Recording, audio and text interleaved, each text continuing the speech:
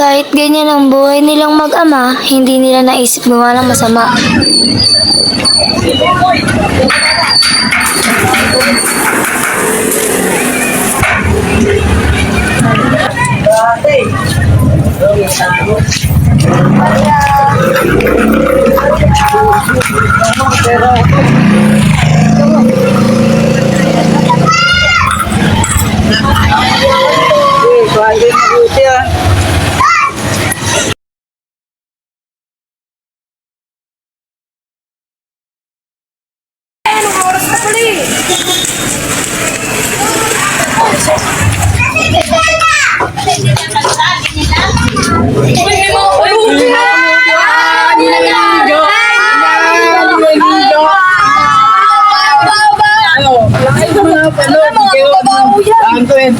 Kahit na inaapi silang mag-ama, hindi nila naisip na gumanti sa kapwa.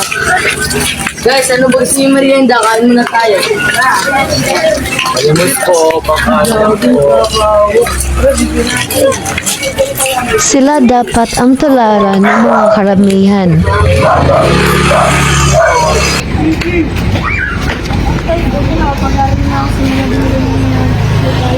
Oo nga anak eh, kaya pag nakita na lang natin ito, masarapan sila tayo ng marami.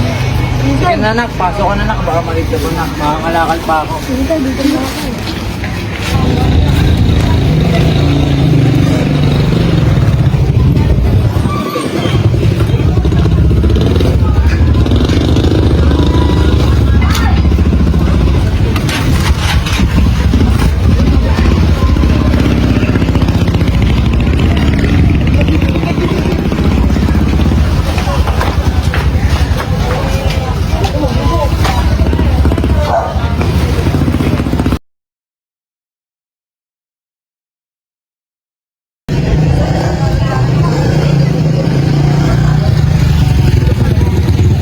Hoy! Batang paluga!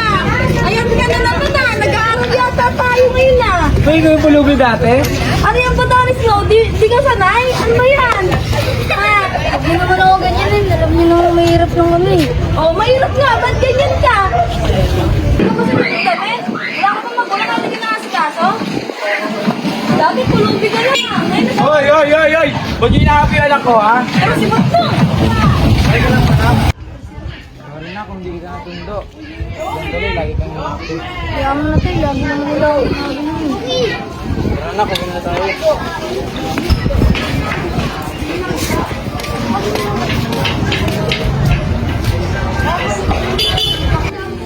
Ay, mga mami, sir. Uy, asa na yung anak mo? Dito po sa bahay. Ano ginagawa? Samahan po ako. Turo.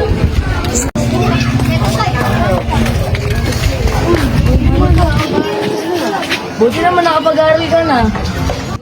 Oo nga po, dahil sa mga tinulong niya. Maraming salamat nga po po. Sige, para makapag-aral ka lang. Ano man, ayos lang yun.